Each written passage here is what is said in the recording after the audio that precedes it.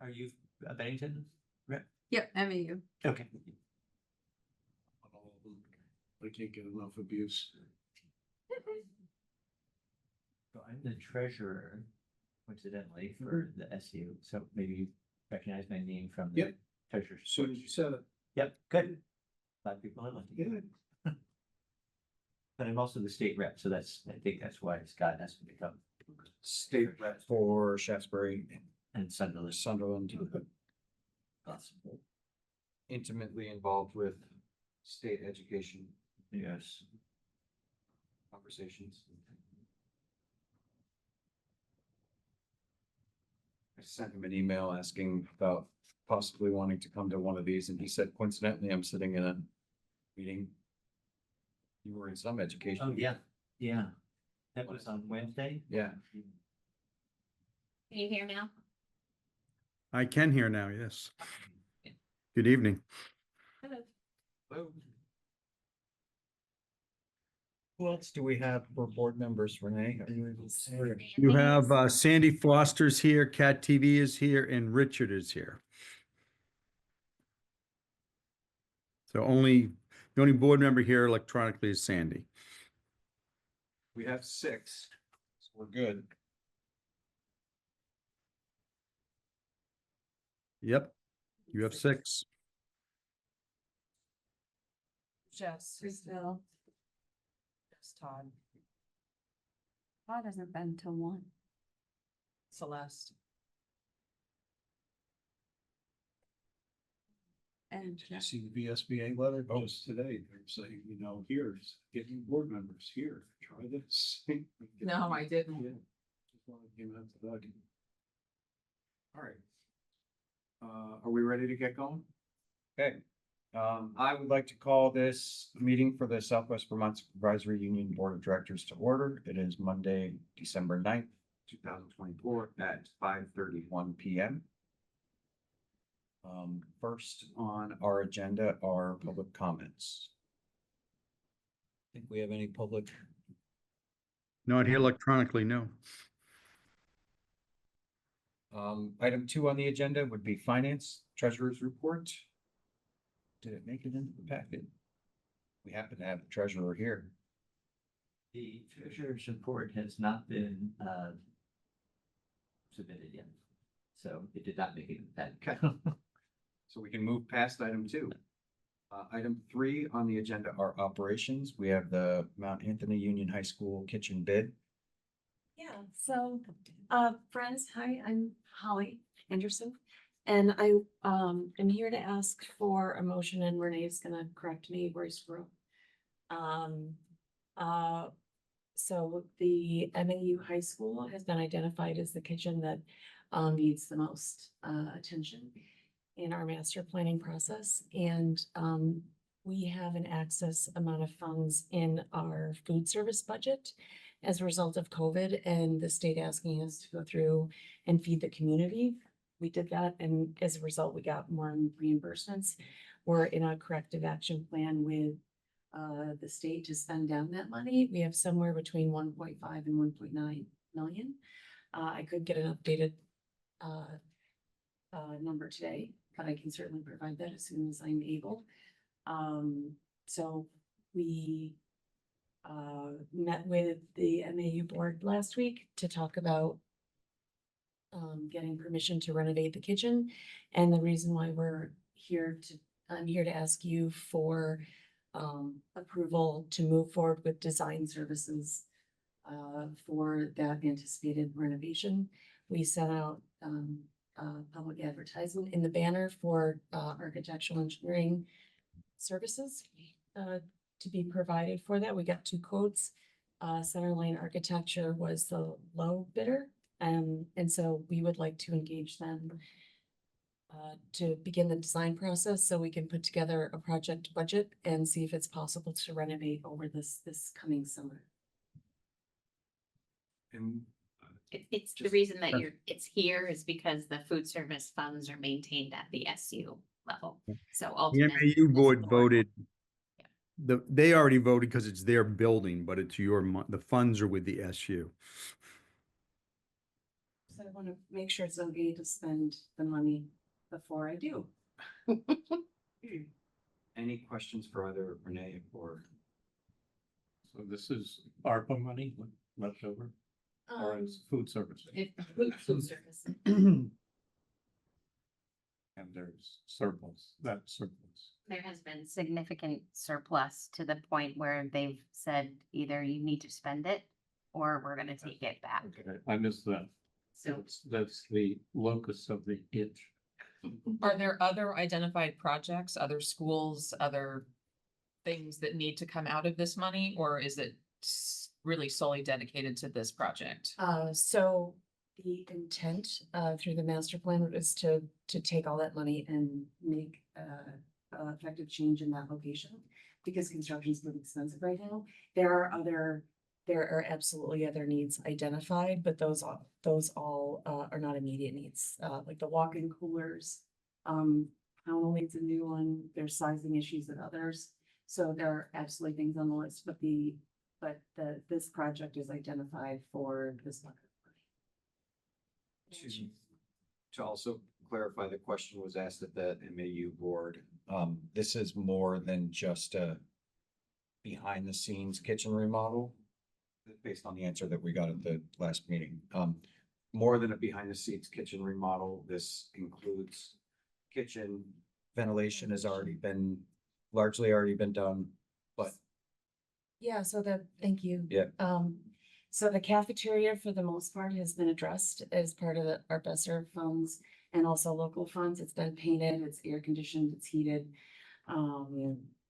We have new cafeteria tables from 2 years ago out of food service money. So the cafeteria for the most part has been completed. This really is just the kitchen area itself, the servery on how students interact with the kitchen and how they get their food, circulation, and also the exterior terrace that used to be the smoking terrace. If any of you, things I had no idea about. And to make that really an entrance into the space so that students during good weather, they can go there and sit and eat. And we want to use that space as best we can.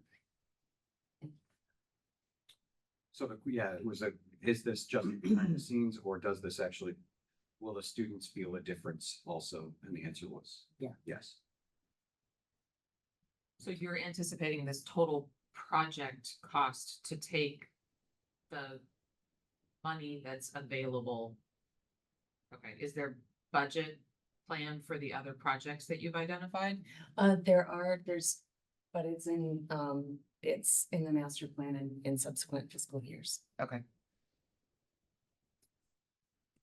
I see base bid. How does it increase? Does it increase? Yeah, so basically we hired an architect to develop the survey, like the actual architectural plans, and then we'll leave it at this. And then they'll put together a bid package so that we can send it out to contractors to get actual base bids. Because physical construction is usually about 70% of any project. Yeah, but it's not gonna exceed 167 for their design service.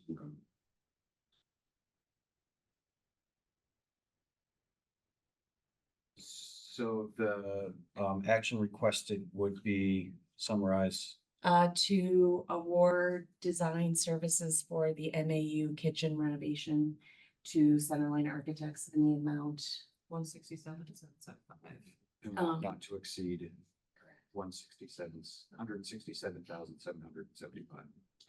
Correct. And that is inclusive of the architecture, the mechanical engineering, the kitchen consultant, and like any other design services. That's all encompassing. Okay, do we have a motion? I'll make that motion as Motion stated. Made by Nicole, Second. seconded by Glenn. Any discussion? Okay, hearing none. All those in favor? Aye. Aye. Those opposed? Any abstentions? Right, consent agenda. Thank you, guys. Thank you. Thank you very much. Consent agenda, minutes, warrants, leave of absence, retirements, resignations, nominations. If there are, it's no objections, I'd like to move all of those as one. I have a motion to do that. I will make that motion. Motion made by Nicole. Seconded by Katie. Any discussion? My only question would be how many we keep, there's kind of a constant flow of resignations and nominations. At some point, just a sense of how many, I know it's a moving target, but how many open positions we're working with. We have that prepared for you in the budget presentation. Great. But you're absolutely right. It's a moving target. Yeah. Day by day. Even today, I had to make adjustments. Okay, we have a motion and a second. All those in favor, before any other comments, questions? Discussion. Okay, all those in favor, please signify by saying aye. Aye. All right. Opposed? Any abstentions? Policies, we have. Let's see, what is the action on these policies? Warning them. Is this the same? Both one, yeah.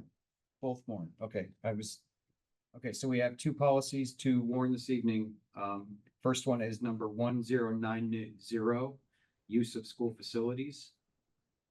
May I have a motion to warn the 1090? Motion by Glenn. Do we have a second? Katie will second. Katie will second it. All right, any discussion? These have come through on local agendas, right? That's why it looks familiar. Yes. These have been warned locally. Okay. Having a bit of a moment. Okay, all those in favor, warning 1090? Aye. Aye. Those opposed? Any abstentions?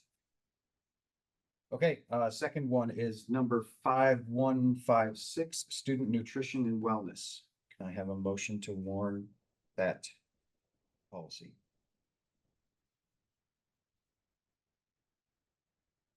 That policy. Motion made by Katie. Can I have a second? Seconded. Seconded by Glenn. Any discussion on student nutrition and wellness?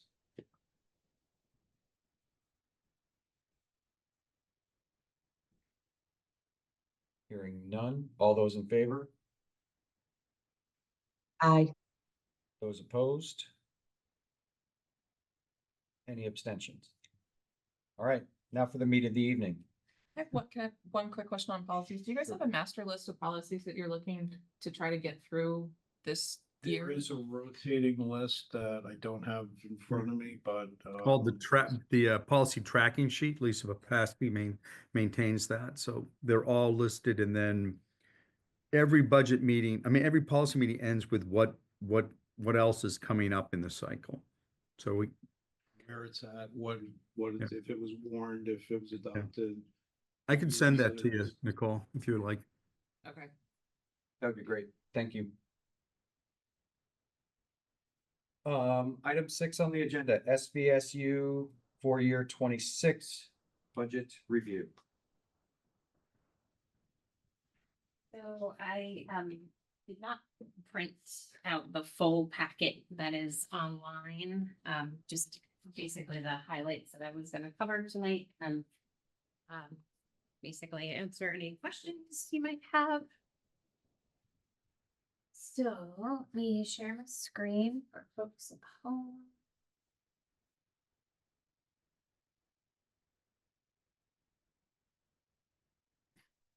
Okay. So as we did last time, the first page of the packet is the overall budget by category. And then with that is the associated narrative that is 2 pages in the packet. Then there's also the packet online is then the budget by function or department with the associated narrative. there's a greater detail. And then we get into the assessment sheet, and the assessment comparison is what's on the website. So what I wanted to share with you tonight is an updated version of what we looked at before, and essentially the changes I tried to highlight on the narratives in blue italics. So on the salaries and benefits, the changes that I've made were basically looking at the vacant positions and pulling them back to lower positions on the pay scales. So typically when I have a vacant teaching position, I kind of budget middle of the road, because sometimes we end up, with somebody coming in at the tip top of the pay scale, and then sometimes we have brand new teachers. So kind of middle of the road is where I tend to put things. But in this case, knowing that we're consistently having higher fund balances with our teaching and para positions, I've scaled those back to the lower positions on the pay scales. Along with that, for those vacant positions, I've either pulled health insurance benefits back to an employee-only plan. But for some of the vacant para positions and the new requested, I've scaled one back, one's at a RBT, a registered behavior technician. The other two I pulled back to an ISNS, which is an intensive special needs specialist position. So lower on the pay scale, and I pulled health insurance benefits out of the budget for a couple of those. Usually, I shouldn't say usually, but for the most part, the support staff tend to either have employee only or no coverage. It's the professional staff, higher compensation, tend to have the higher tiers of coverage, family plans, employee plus spouse, things of that nature. So those are some of the changes that I've made. Another thing on the benefits section is on the HRA. So we've looked at history of what our usage has been. Now, annually. The employer is responsible for funding the exposure of $4,000 for any two-person. So if it's an employee plus children, employee plus spouse, employee plus family. On the professional side, it's a $4,000 exposure to the employer. On the support staff side, it's a little bit higher. So again, these are all negotiated at the state level. So with the HRAs, we have seen, looking at what the average usage has been over the last few years for the supervisory union, we're just at about under 62% of that exposure of $4,000 per 2+ plan, or it's $1,900 for an employee only plan. So over the course of the last few years, when the plans were new, we had no idea. So I was budgeting 100% of what that exposure was. And then annually, we take that money and move it into an account that the treasurer keeps track of for us. But as time has progressed, we've been able to see that we're not actually near that 100% exposure. Again, closer to 62%. I've been ticking that back in the budget annually. This year we're at 75% budget of exposure. So the budget that you have before you for next year, I've included the HRAs at 55%. So it's definitely below what we're seeing typically, but we have a pretty good cushion in that HRA holding account that should be sufficient for us to carry through. And then again, we can reevaluate next year if we want to tick back up closer to the 60-65% if we find that we've dipped too far into the cushion. So those are kind of the biggest ones, and I went through basically line by line through most of the budget, and if there were lines in there very small, but if they hadn't been touched or were touched minimally, I tweaked adjustments throughout the rest of the budget. Basically to pull it down to where we are at now. So down from draft 1 was a 10.1% increase. We're now down to 8.3. I have one information question. Sure. The acronym HRA Health reimbursement arrangements. as opposed to the health savings. Correct. So the HSA, and I specifically didn't refer to the health savings accounts because we do actually have to move, we move that money as the employer into the employees' accounts. They get to keep that money whether or not they use it.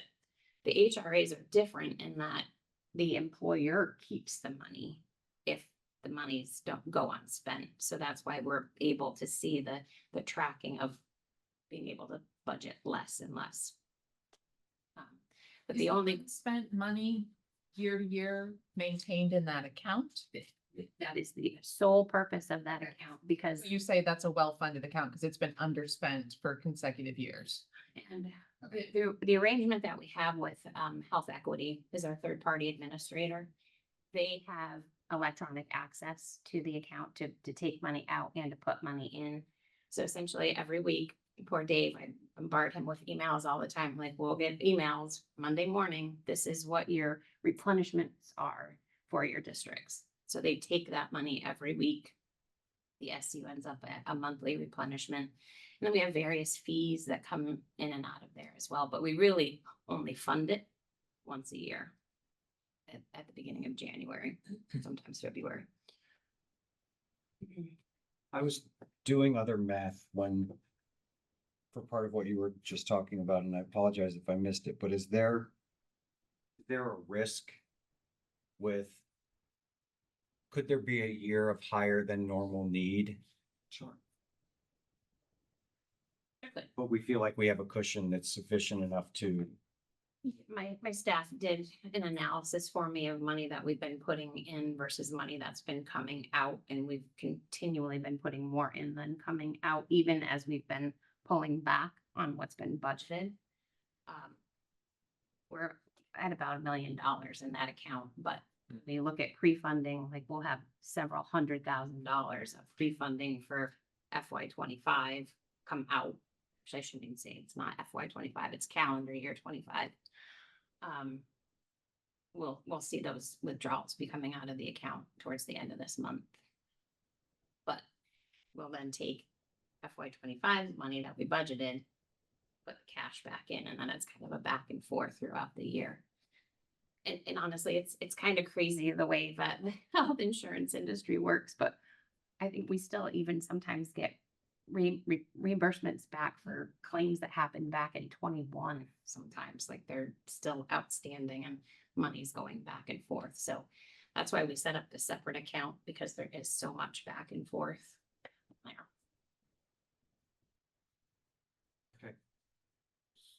So, is it appropriate to ask about the blue line in the salary area?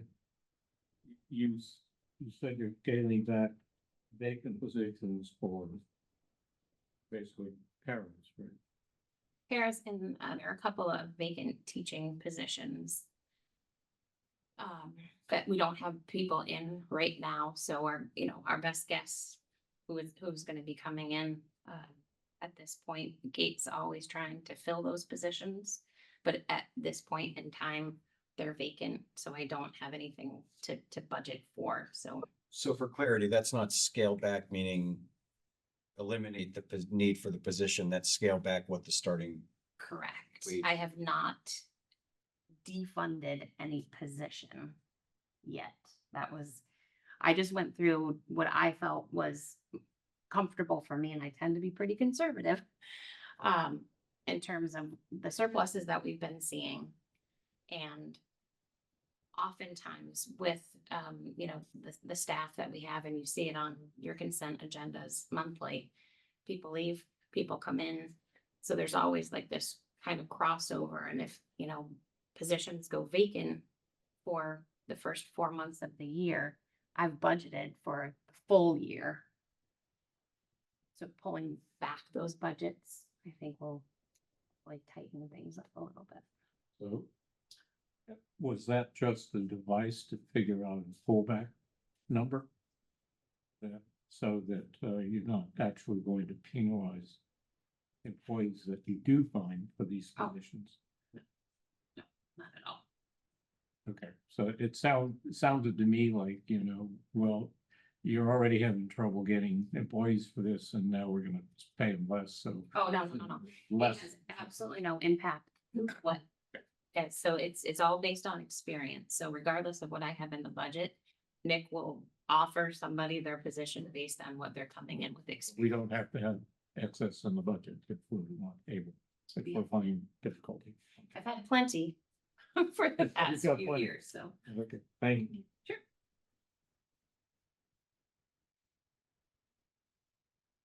So that's all I had to kind of share just on the budget tonight. I do have other things to go over.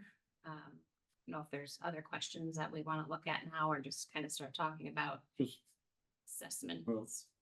I have a question about the blue health insurance items again. There's no way we could, because reluctance on the part of lower paid individuals to take health insurance because they have to pay 20% of the bill. So is there a way to maybe not in this budget, I assume, but the way to think about providing some of the IRA surplus to the HRA surplus to help people get into the system. Like a cash in lieu type, that's actually not allowed through the, So it's Statewide. stuck with having to pay what seems to them an exorbitant amount given their, so. because it's a statewide negotiated plan. Yes. Yeah, that's, Yeah. that doesn't seem fair, but Yeah, obviously, We have no say in how the benefits are negotiated, yeah, I got that, the state. but Dave does. You guess why I'm here. Okay, Sorry, Dave. sorry, I just, the sort of equity point of view there. Yeah, I mean, we did have back when I started here in HR 10 years ago, I mean, I think they were only required to contribute, I want to say 10 to 12% towards the premium. And then with the statewide negotiation, they've been ticking that up 1% every year. So next year in 26, they'll be at the 20. 5% back, way back. There may have been one. Yeah, and then we significant moved to jump. 10, 12, and now the state is crushing everything. All right, thank you. Renee, can I ask a question? Did you have, can you hear me? Yes. Yes. Okay, thank did you have any new positions in this budget or part-time to full-time positions or anything that's unusual in this budget proposal? No, I wouldn't say anything unusual. We do have a couple of positions requested. So one that came to the board a couple of months ago from early ed, the para position that was approved to be partially funded with contracted service amount that Megan had put in the budget for occupational therapy. She's basically offered up some of that money to cover the cost of that para that is now in place. She asked me to put that in the budget to continue that position for next year. So that's in. And, then Go ahead, I'm there sorry.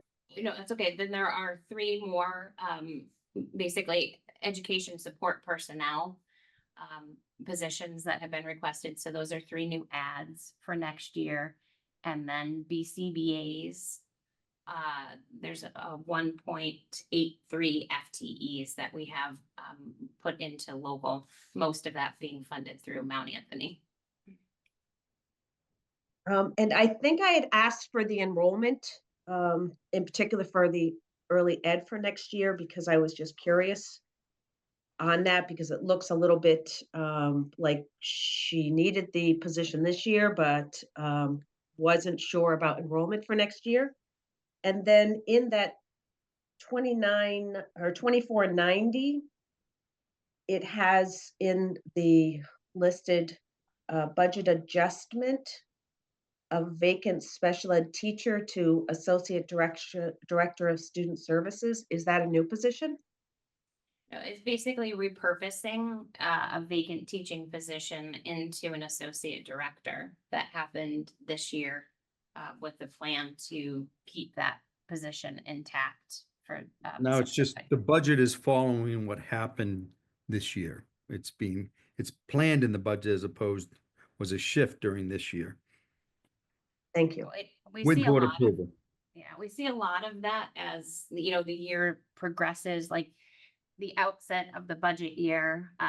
Like when I was looking at SVU ESD budget earlier, you know, years have passed where, you know, they ask for a social worker, but they can't actually hire a licensed social worker. So we hire somebody else, and the budget's in the one function code, but then the subsequent year, I end up moving that money to a different function code just so it matches better with the way that the agency wants us to be reporting our expenses. And is the AOE asking or mandating, not asking, but are they mandating for all of these wonderful opportunities that we have? Or is this something we're doing because of need? And when I refer to that, and forgive me for my cold, it's been lingering here. What I'm referring to are the pieces that help our teachers teach, the pieces that support student learning. Are those mandates, or are they things that are helping our schools? The AOE doesn't mandate positions. So most of these requests are either, the positions are from directors or principals of requests for needs in their building.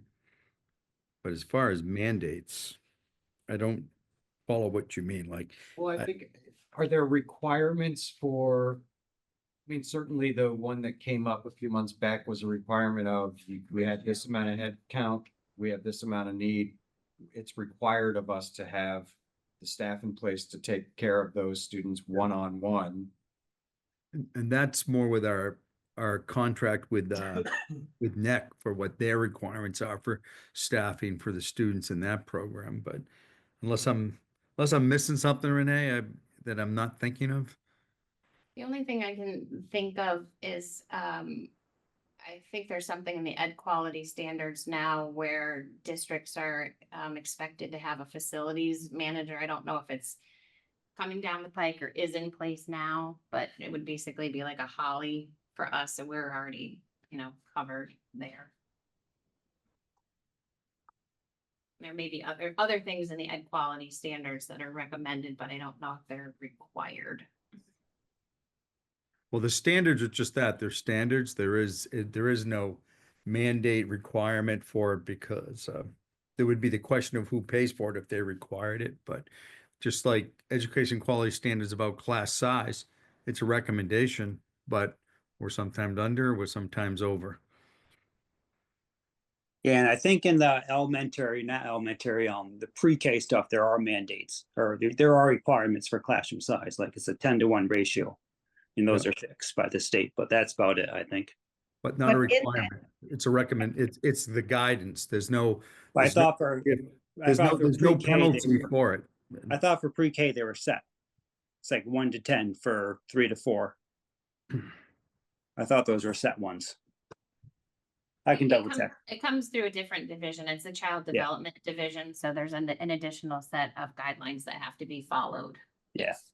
Yes. And in that, Jeff, it was my understanding that the universal pre-K mandate was specific to 10 hours a week for 35 weeks, more than it was for the mandated number of students. I'm not sure how that number it plays out, but it's certainly a budget consideration, which is why I was hoping to see the enrollment and where we would be at next year. Mhm. It's still, even though you have trimmed 2% off, Renee, it's still a significant budget.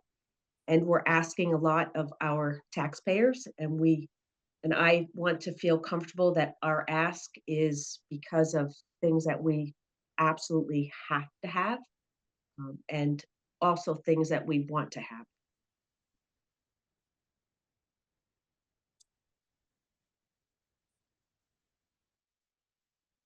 If I look at these, and this is hard for me to even get my head around, but if I look at these numbers and I see fiscal year 22 of 24,972,000, and see fiscal year 26 of 37,153,000.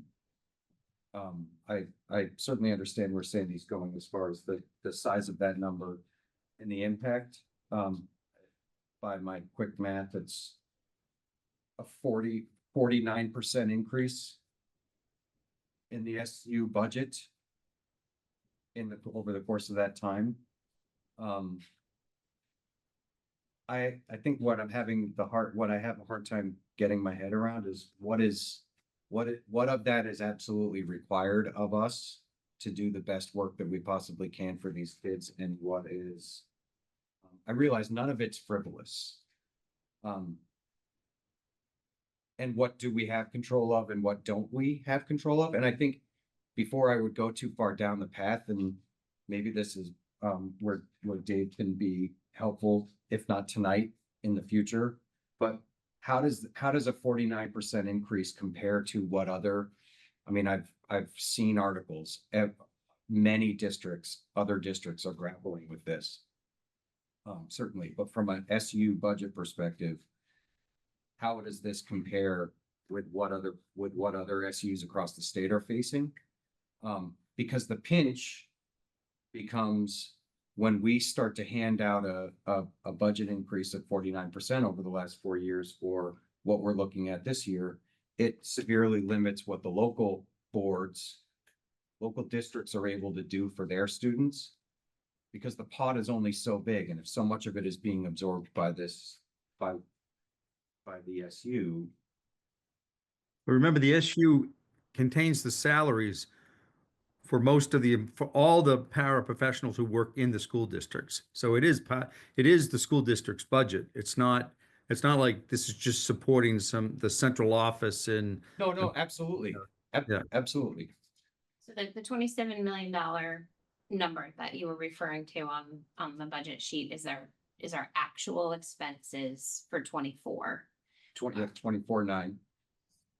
So our budget for last year 7.9. was 31.3 million. So this is page 17 in the packet that's online, and it was in your packet for draft 1. It's basically the same thing, except the second portion, or the bottom portion of the page, just has the updated FY26 budget comparison to FY25.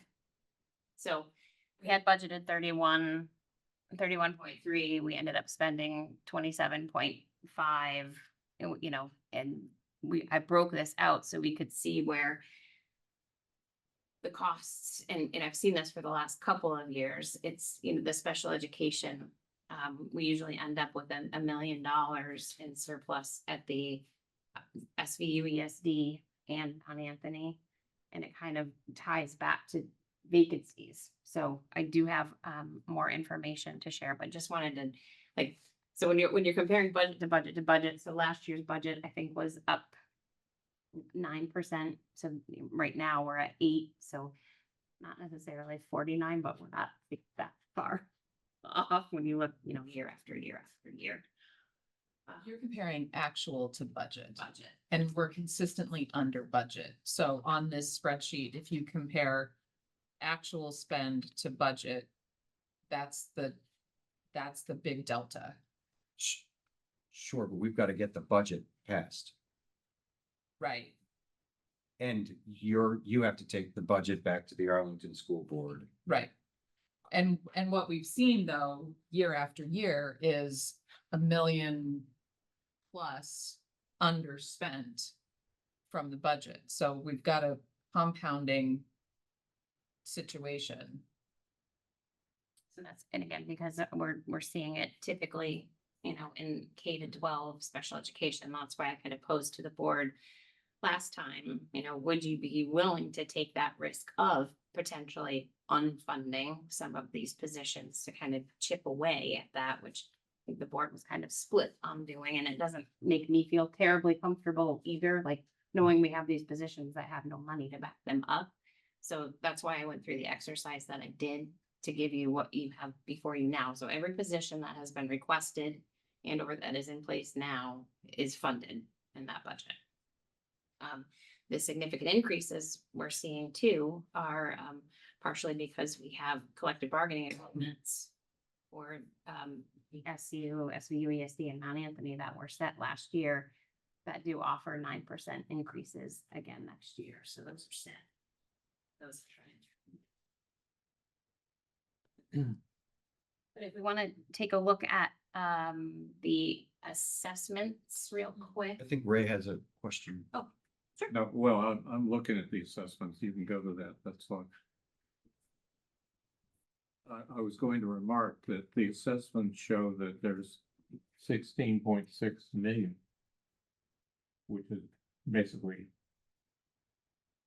surplus that's being, or other funds, surplus and other funds that are being credited against these costs, so that the actual costs that we're distributing to our taxpayers is the 20.5 million, right?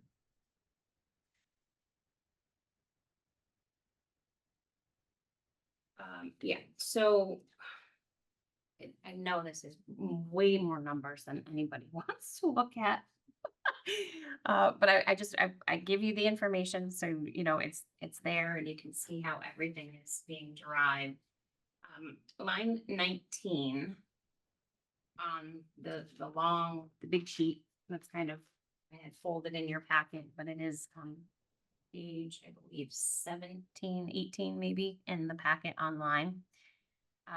So that is the budgeted expenditures. So that row, if you go all the way across, when you get to column V, that is the proposed budget for 26 right now is the 37.153 million. The line above that is revenue offsetting, and there's a number of ways that the revenue is coming in. I have interest coming in from earnings in our bank accounts. We have fund balances, most of which are positive fund balances. We did have a couple of our categories overspend by a little bit last year, so we've got to make up that difference. Along with that, we have our census block grant. So I have those figures, so that I use to offset the expenses of our special education costs. Census block grant for next year is just under 7.7 million. So that is offsetting what you're going to see going into your budgets, your local budgets in your local districts. So the census block grant is a flat amount of money that gets distributed to SUs based on long-term membership of the SU. So it's 3 years average. So essentially we get this pot of money and then I go back and break it out by district, by each district's long-term membership. And then I allocate those costs out. And that's when you look at the assessment for special education in particular, we're basing that on actual costs because I'm carrying all the expenses to the best of my knowledge and ability at this point in time, where people are budgeted, where they're serving with the offsetting revenue that we know we have coming in next year. So we know that our special education budget is 22 million. But in the assessments, only 8 million of that is going to be hitting the local budgets in column P. North Bennington, again, 0 because of the census block grant and fund balance coming in, just as we had this past year as well. So again, I know this is a tremendous amount of information, but it's basically the sheet that we use to kind of work backwards. So you start at line 19, that's the budget. We take off the revenue, and then the costs get allocated usually in most cases by a percentage or ratio. And we did receive our first pass at long-term weighted ADM. So those numbers are included towards the bottom of the sheet. All of the numbers have increased for all of our towns, all of our school districts, even though our student count is going the other way. There is one issue that I noticed right off the bat in the data poll that the AOE got, which was then translated into the long-term weighted average daily membership file that I got from the agency last week, and all of the early essential education, so that would be our special education students in pre-K, were 0. So there were a bunch of kids missing. So we are working on getting that fixed. It wasn't just us. It systematically, I think there was an issue. The agency has switched to a new, they were using something called EdFusion for their student database system. It's now EdFi. So things are happening a little bit differently. So anyway, I put in the numbers that I have at this point in time, and that's how these assessments have been broken out based on these percentages or ratios. And you can see as you go across for our non-operating districts, so our EL, our English language learners, because North Bennington and Sandgate, for instance, don't operate a public school, they don't pay a portion of those costs. All of our districts are audited, and those are based on actual costs, so everything kind of corresponds as you read across. So the percentages down below are then resulting into the actual dollar figures in the corresponding column above. The last page in the packet that's online is something I think that I started last year. It's just a comparison of the current year's assessments to what they are projected to be at this point in time. I'm kind of broken out by category. So again, that's the final page. I don't think I printed them because it keeps changing, you know, as I get more information. And I knew that the long-term weighted ADM, there's going to be a revision possibly even coming this week. So these numbers could potentially change again. And then of course, if there's any budgetary changes from the directions of the board tonight, everything will change again. So there's that. And then one last piece of information that I wanted to share tonight. Yeah, stop sharing that.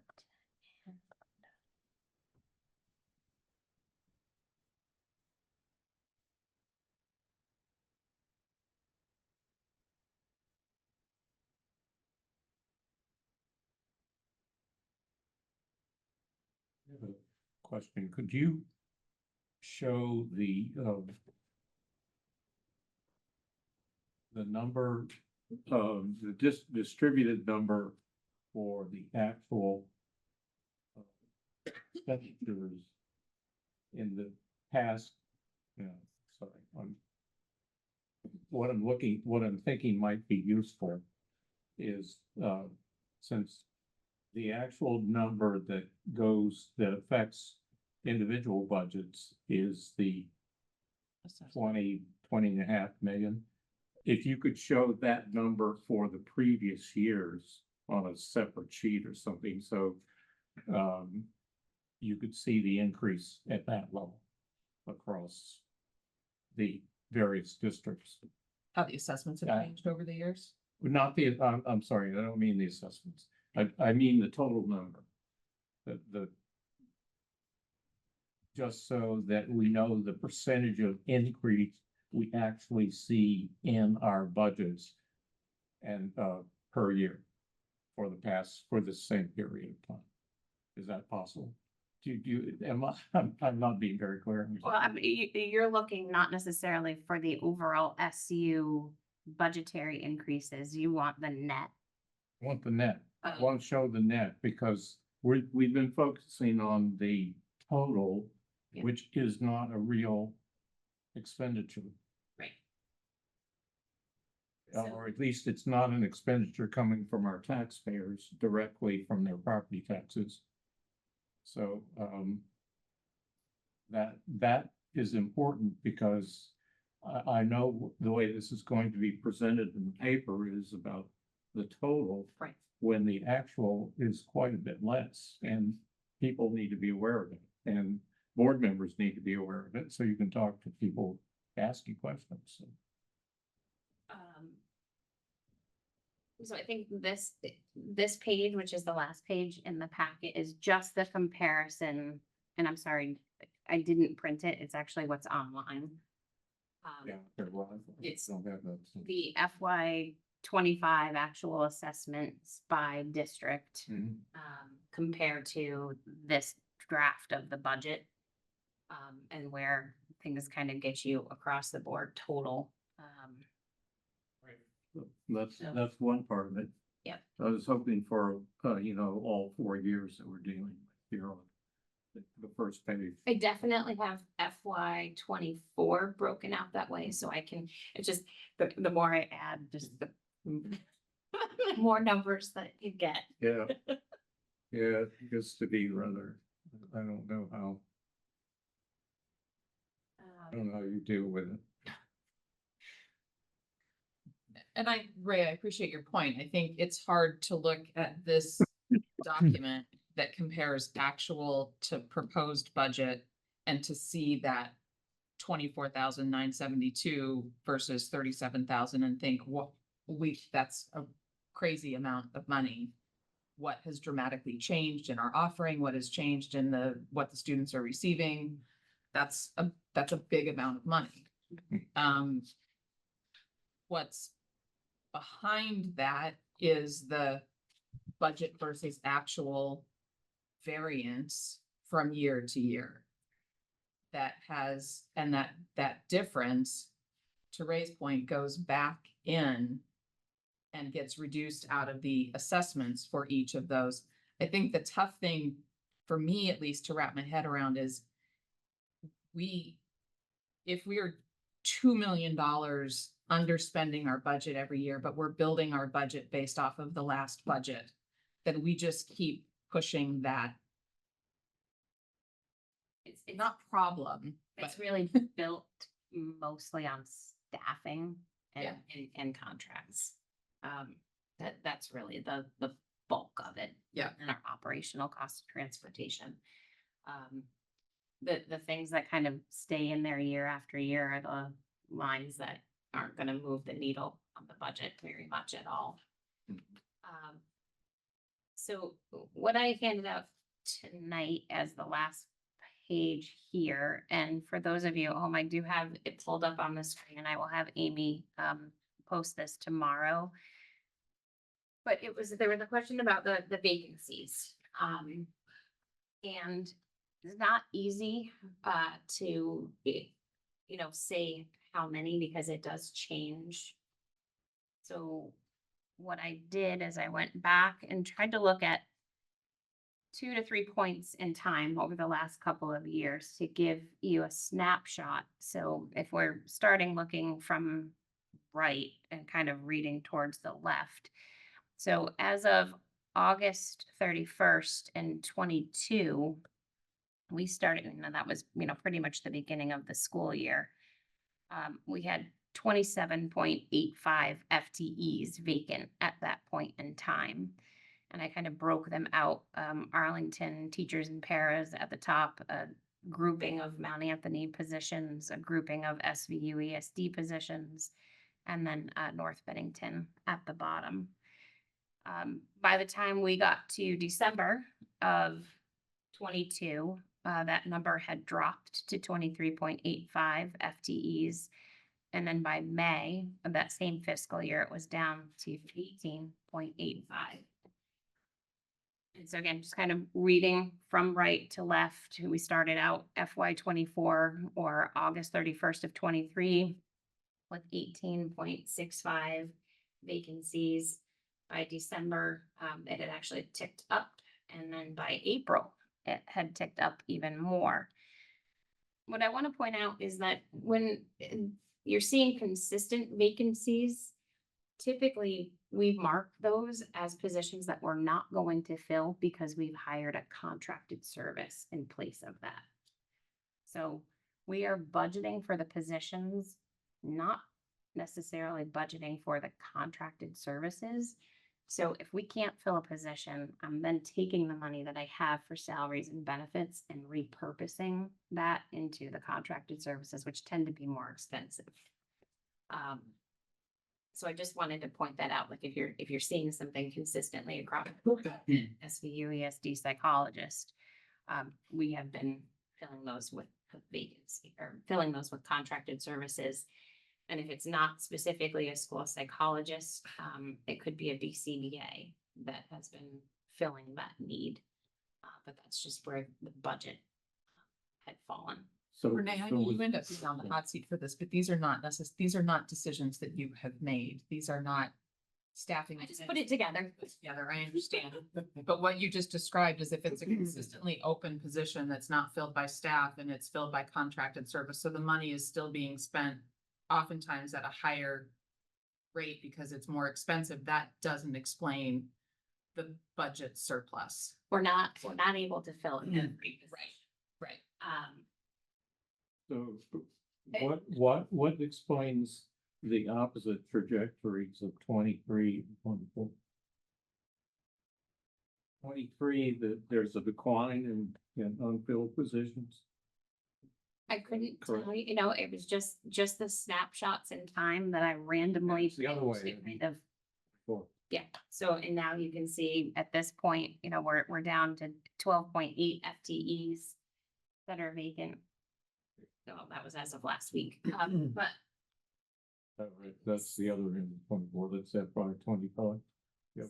some of them, Yeah, our director of HR, Ray, has pointed out that we have less open positions the first time in a while. So Uh-huh. that particular snapshot Right. just was when there was a lot of open positions. I mean, knock on wood, we have a lot of things filled right now, Yep. including we have substitute para educators, which we haven't had the luxury of having that in years. So even though,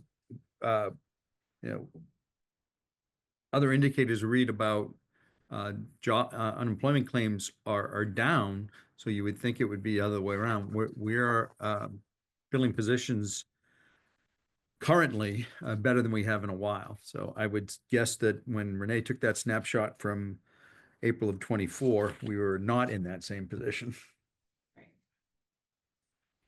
Yeah.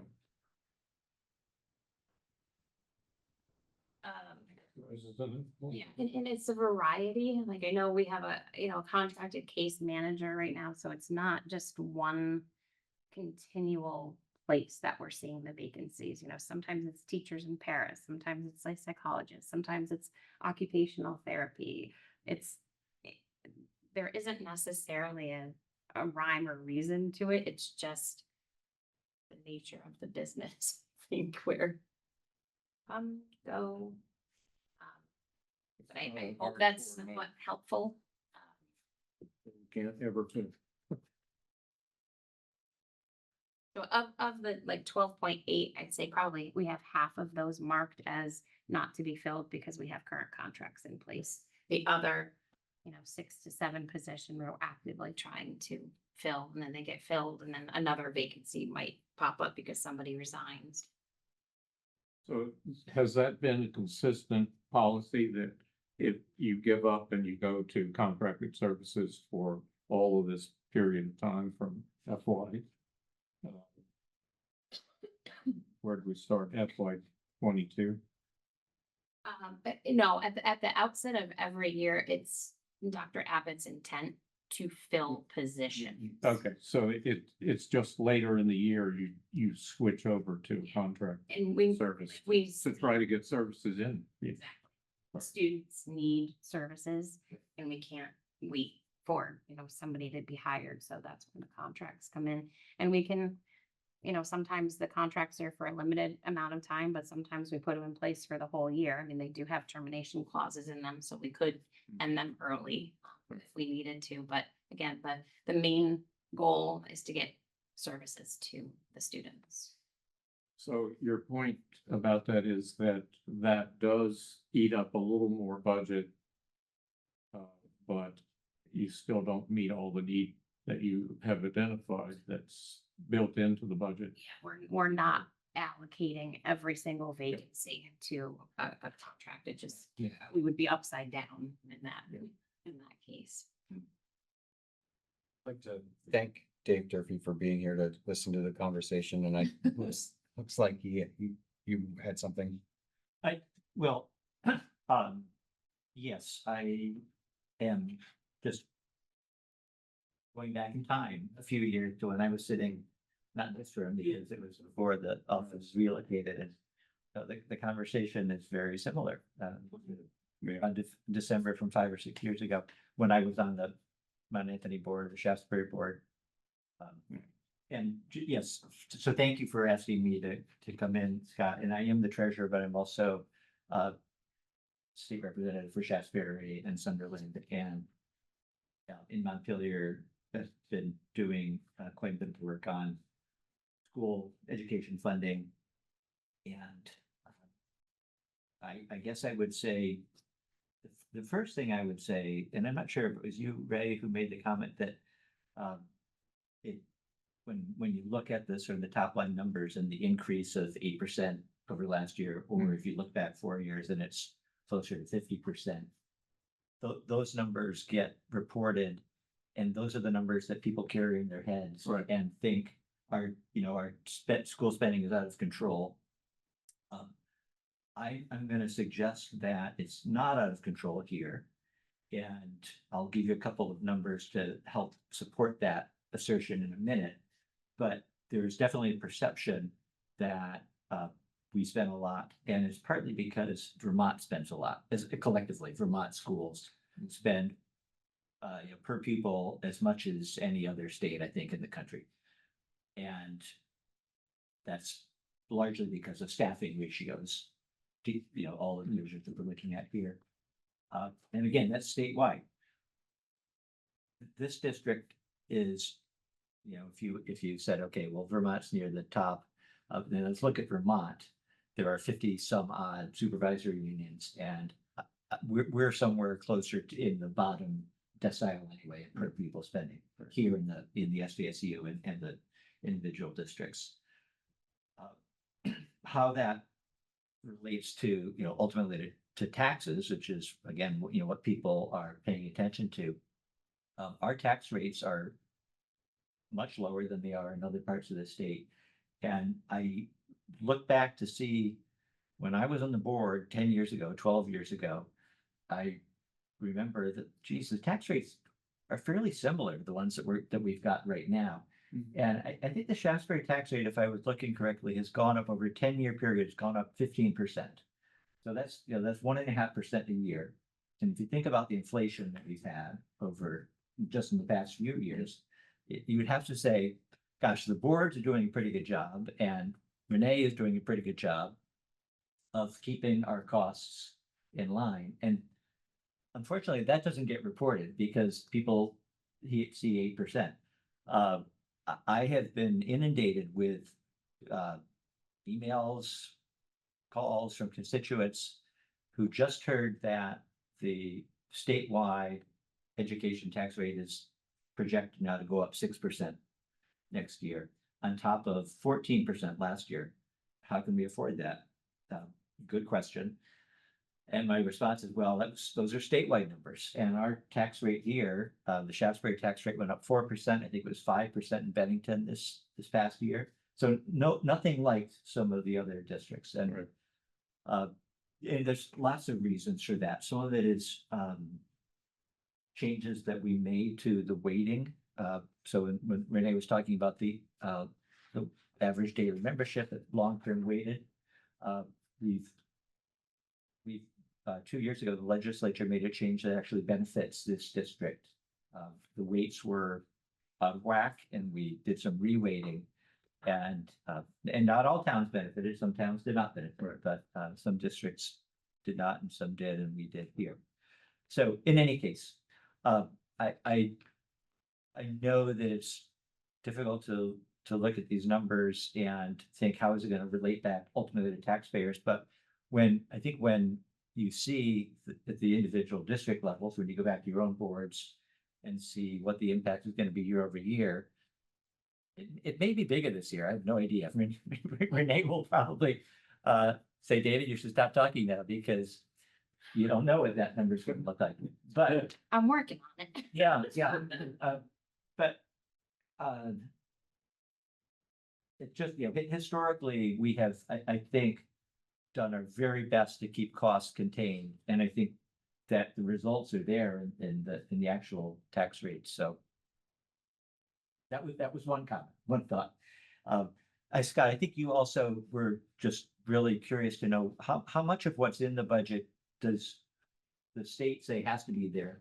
And how much of it do we control and how have any control over? I don't know off the top of my head. Maybe I can put my head together with Renee and come back at the next meeting with a better answer. But there's a certain percentage of it that's health insurance that we talked about, and that number has gone up, will have gone up dramatically over the past couple of years. And then, and a few other things, the state says you have any special education, obviously, not a small thing by any means. And then, you've got some discretion over the number of positions, but you can't just cut it in half. I mean, there's a baseline there too, so. And, COVID figures in this because a lot of these positions in particularly in behavioral positions are the result directly of COVID. Yeah. And The needs, yeah. right.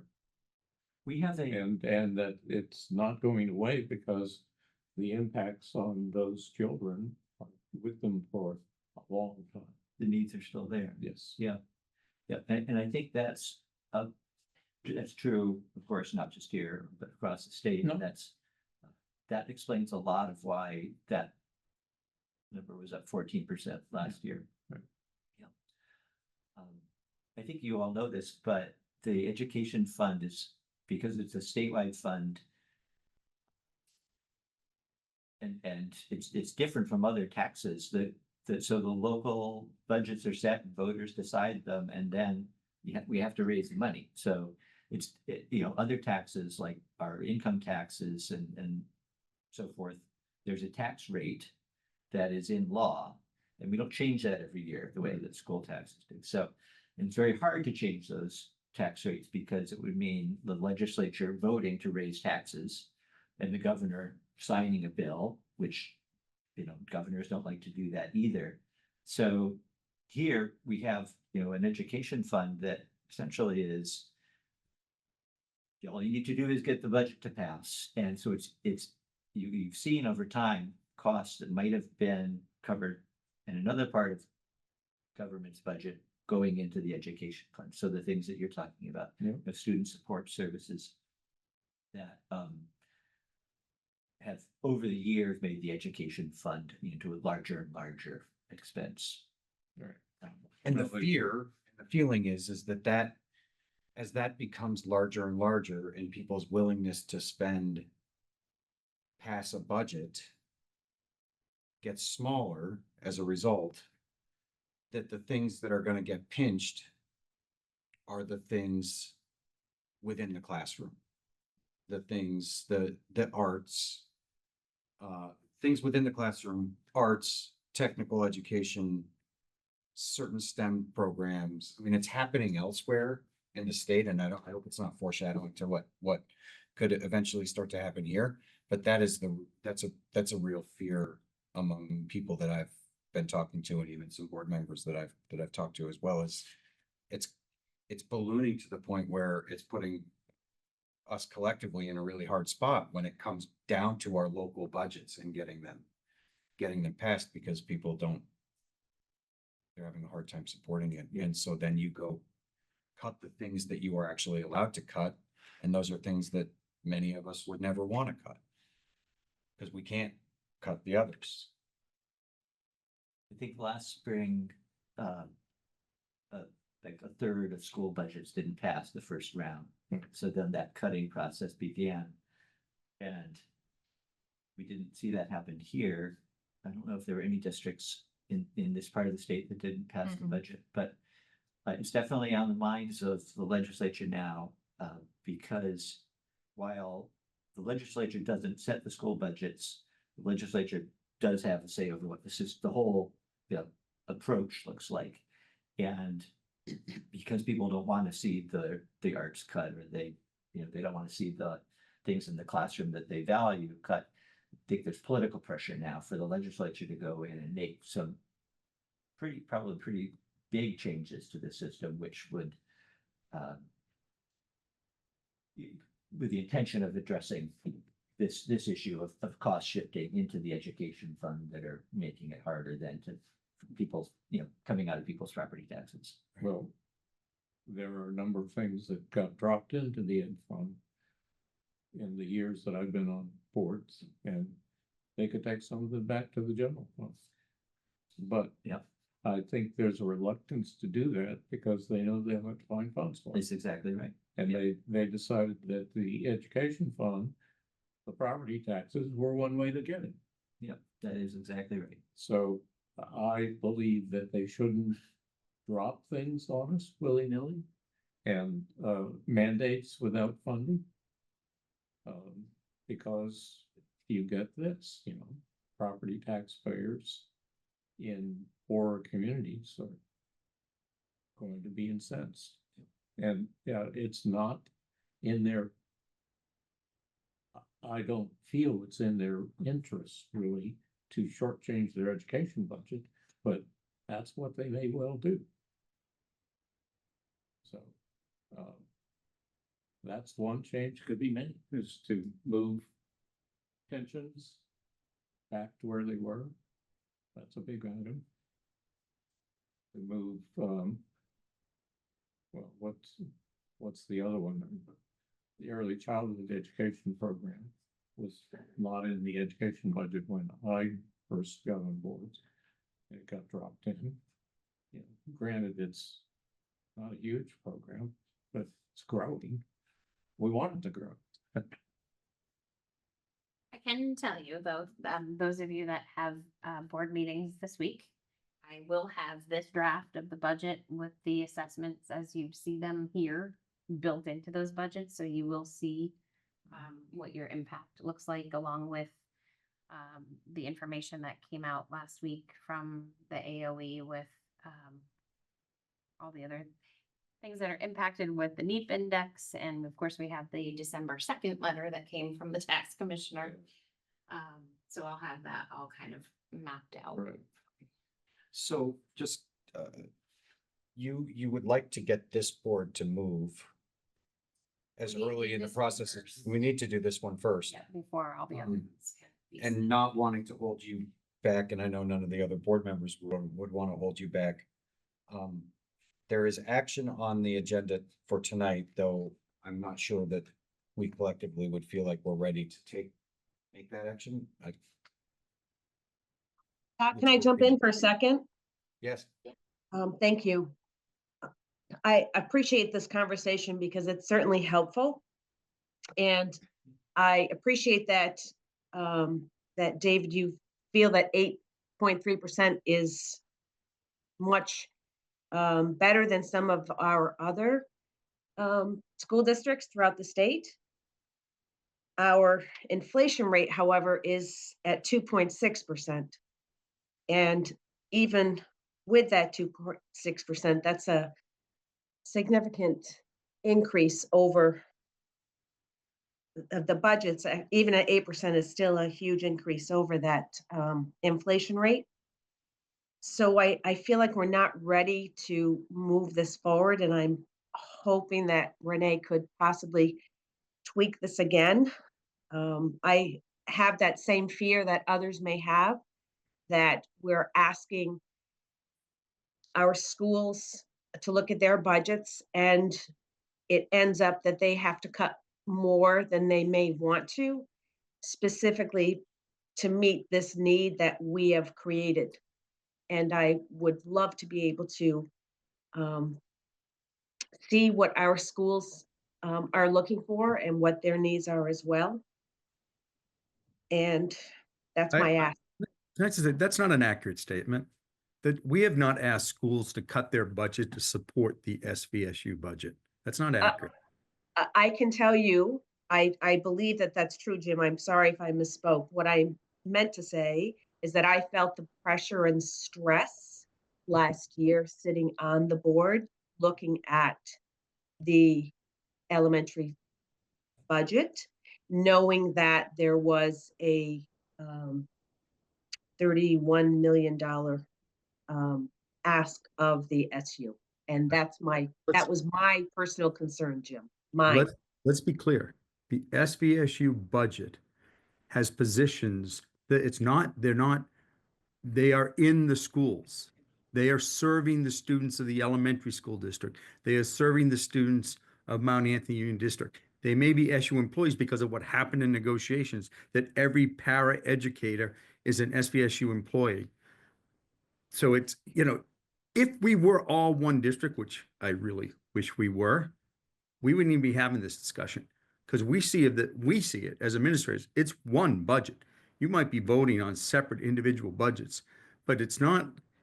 Let's please not do the us against them. I see us as all one school district.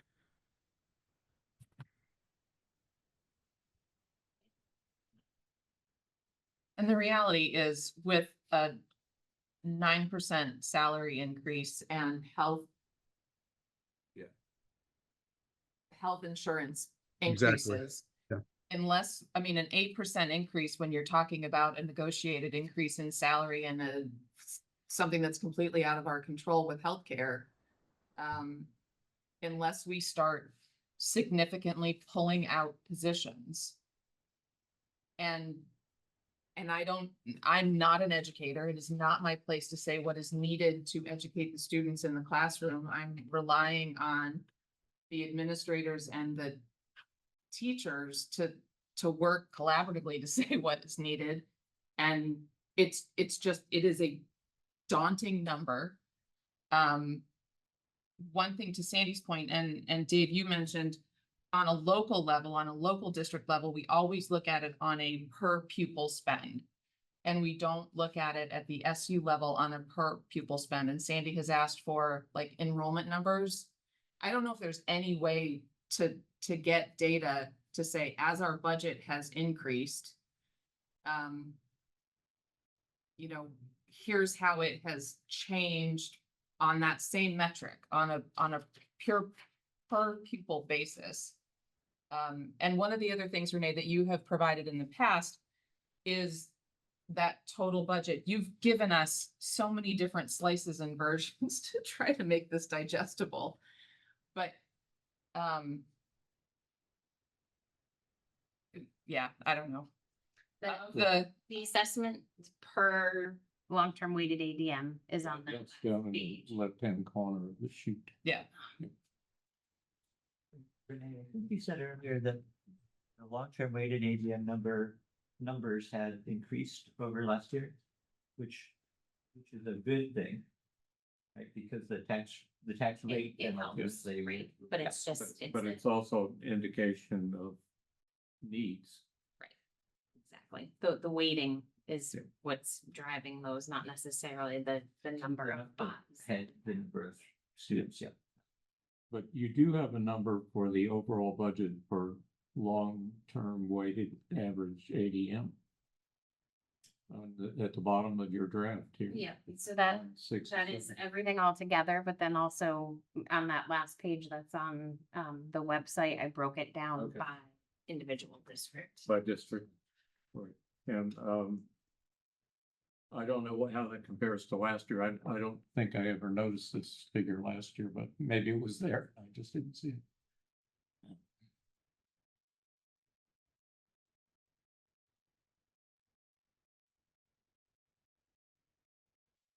those who are on camera, I'm pausing because it looks like, oh, it looked like you were. Oh, well, going back to Something. look, but I'm also kind of taking peeks at other. At this point, nobody's near the excess spending threshold, so like, then the local budgets anyway, so. Yeah. Our education spending per long-term weighted ADM, nothing seems out of the ordinary from where we've seen things previously, but yes, in terms of 25.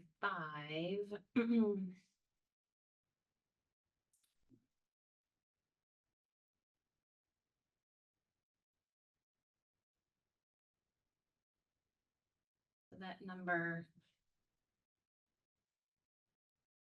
last year was 560280. Yeah, that's not a very large increase.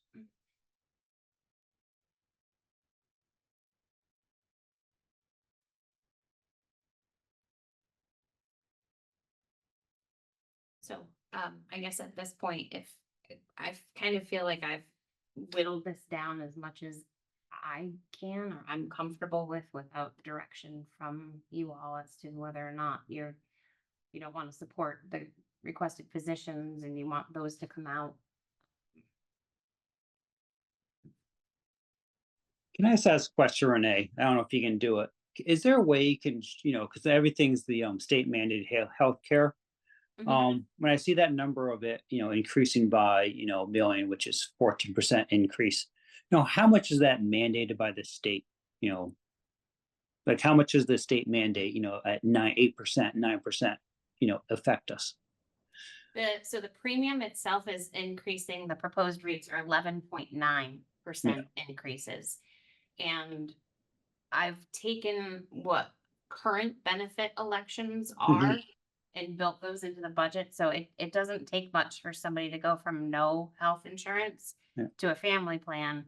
And that's a $40,000 swing in just one person changing an election. So But I'm talking about like a pre-existing. So if I had health insurance this year and it increased by 11%, how much does that mean across the, organization?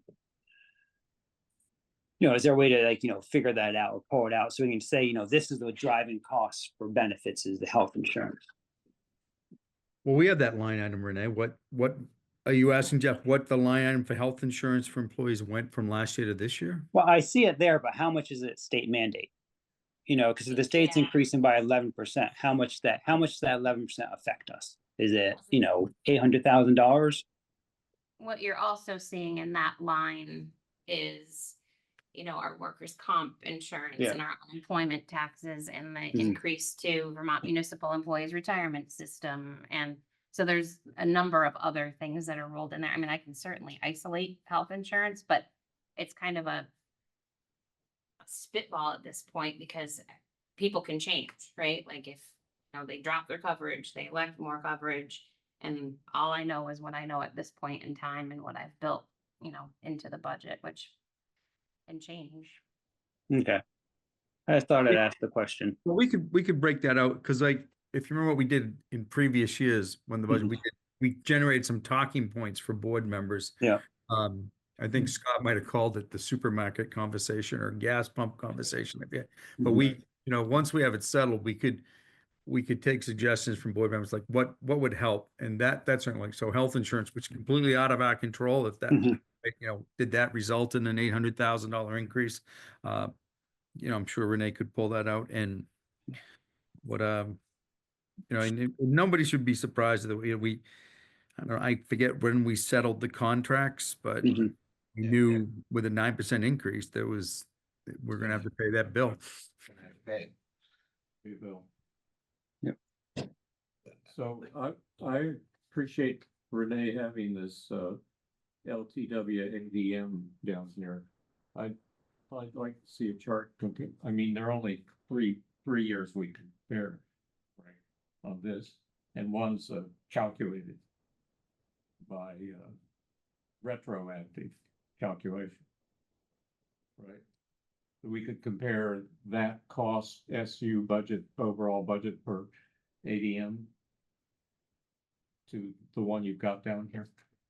That would be Yeah. useful, because it's not a large increase. I think I have the data for 23. Yeah. If long-term weighted ADM, no, wait, that would be 24. Well, the state recalculated it for 23, right? I don't know what year I'm in right now. Well, last year, yeah, right, maybe, yes, we're in the 25. but Budgeting for 26 and 20, We- just finished and- 24. I think, yeah, you're right, I think it's just 24, you're right. So That's all we maybe, got. maybe what we, being that we're a collective group of our respective boards. And it sounds like Renee, is it next week? That you're going to be that you're gonna review this for the first time with other VSD boards SVSD is tomorrow. tomorrow. Arlington and North Bennington is Wednesday. Sandgate is Thursday. And then Mount Anthony is again next week, Again next week. which I may have had for you last. You week. did. I think I did have the first pass there. Yeah. If keeping it essentially the way it is for those conversations and gauging what the feelings of the boards are. Which would help us come back here and say, all right, what are the things that we need to do within this? I'm almost reversing it in my head, but because this has to get done first to effectively feed those others. But We haven't seen a first pass at the local budgets. correct, we still haven't seen many of us haven't seen a first pass of our local budgets yet. The question that I wrote down that I just cringe even thinking that I wrote it is, what are the positions that could be defunded? And the fact that I even had to write it down and think to ask it is something that I think, at some point we may have to ask. We maybe we don't. But getting an idea of that so that we can do what's best for the SU overall, this process, and our respective individual boards. I don't want to presume what the conversation in Arlington will be, nor do I want to do that for the elementary school district either. And, if as those all roll up, the net impact of what is needed here is not that great, then we can feel good about how we move forward. Thank you, Scott. I appreciate that. Sorry, Sandy, you cut out. Sorry, I said, thank you, Scott. I really appreciate that. Did you catch that? Yep. Thank you. I did very quickly just look at this year's budget to what I have in next year's budget, and good call, Jeff, $800,000 increase in health insurance premiums. Yeah. I mean, that just makes it an easy number, a talking point, because that is, majority of what drives that cost there in that one line, at least. And I wouldn't want that to take away from the other things that are needed in this budget. I mean, the rest of the increases are very modest. Very small. 2 lines And, are and the collective bargaining. salary was, as was got noted by the superintendent, was driven by settlements. Yeah. And that we approved. This board approved, so those increases and benefits, as Renee has pointed out, we have very little control over. I mean, the other thing that we could do is it's So the only thing we have some control over is the number of positions, but even that is pretty constrained because you have to fill a lot of these positions, no matter what you're going to need. there is action on the agenda. If the board were to choose, we can move it tonight and let Renee get going on the rest of the process. I'll leave it up to them. Well, I think, let me see if I understand your proposal. Your proposal is that we have a discussion at the individual board level and then come back after people see what this budget plugged into their budget means for them. And if they want to assert some, Or if we then have to come Pushback. back and advocate well, for. no, if they want to have, if they're pushing back, then we could bring it back here. That's what you're suggesting, right? How much problem does that make for you, Renee? Well, I had kind of mapped out potential meeting dates, so I was thinking we might come back together next week anyway, once all the other boards have a chance to see it. That's Yeah, fine. we have a day set aside. Well, I don't think it's gonna affect my district, but I think it's next Tuesday, right? Renee, we'd suggested next Tentatively Tuesday have Tuesday. Mhm. for another SU meeting after everything's gone. And we also have something to discuss with you in executive session too, that may impact final number. Okay. Okay. So I think if you did vote it tonight, you can always come back and change it, and we have another meeting scheduled for you Tuesday, but if you voted tonight, it allows Renee to at least do a first final or first final of the assessments, which are all subject to change before you warn it. Right, so they aren't final. Right, until you warn it in January, then it's final. I think giving the local boards an opportunity to see how this SU budget as it's built impacts the local budget in context would go a long way.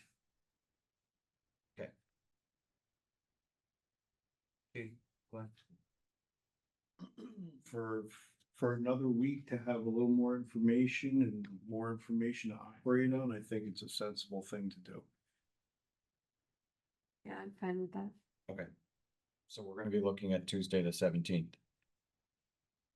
The only thing is the MAU won't meet until Wednesday, but you've already seen it, so. Yeah. So yeah, if Tuesday works. And even if we vote on tonight, that's worst case scenario, right? That this would be the most Right. Yeah. Right, we reduce afterwards. absolutely.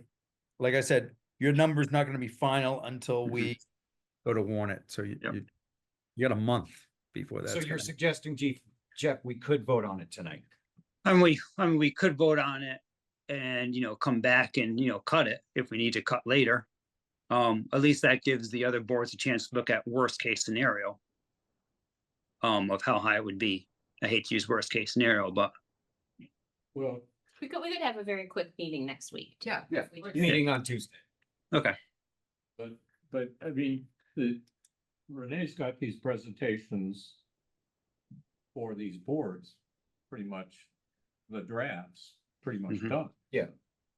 So it's not like we're, Voting on as it. I understand, we're not impeding her. I don't want to impede her, I don't want to set. Yeah, I don't want to hold her back. Yours out today, but I don't have the other ones done yet. Okay. Thank you for the conversation, for the engagement. Thank you for all of your work. Yeah. So Tuesday, the 17th, you're talking about another meeting? Yes, at 5:30. 5:30. Okay. And full recognition, Renee, that you are presenting a plan that is not of your making in a way that it is understandable and digestible to the board. And you've done everything that is within your control to make adjustments. Any further adjustments would have to be decisions that go back to those who have planned beyond those changes. Okay. So thank you for that. That is correct. Okay, moving into executive session. You have a chair's report if you. Oh, chair's report. I was just gonna say thank you for the work here tonight. The 3-hour meeting last week. that we had, for the start of the superintendent search. A lot of great work there, a lot of great work to come, but, thank you to the board members who are all here and were engaged in that conversation here and online. Were engaged in that conversation and, I was impressed by the process and how it got started and, it has caused me to be really optimistic. And I hope that optimism will continue. I'm sure it will, as we move through the process together. So moving on to item 8 on the agenda is executive session, 1 VSA 313, 1A contracts. May we have a motion to move into executive session I'll make it. made by Ray? Do I have a second? I'll second it. Any discussion? Don't anticipate you'll be coming out and taking any action. No, I don't know if you want to let Cat TV know that I'm gonna put